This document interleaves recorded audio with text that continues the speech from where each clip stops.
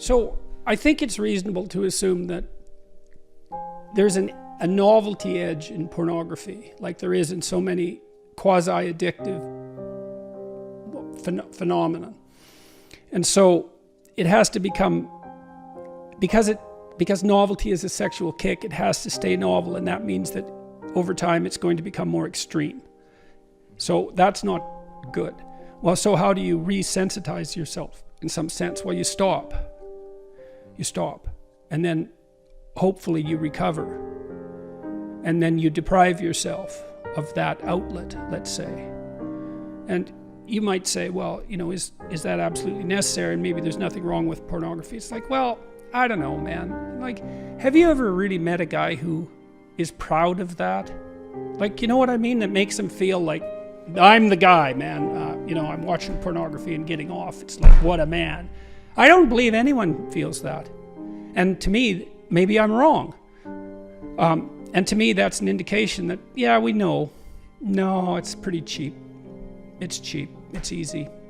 And, you know, I say that knowing that I believe the research evidence shows that if you introduce pornography into a community, that rates of sexual crime committed by men upon women actually decline.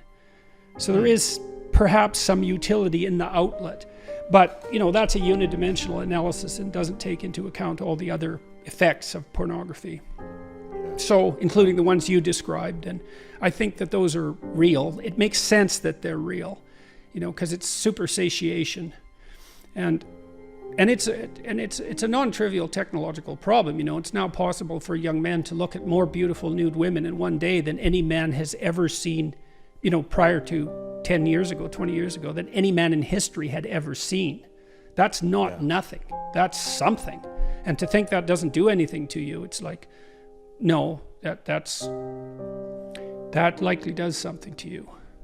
So don't substitute the false for the real. And don't underestimate the utility of deprivation.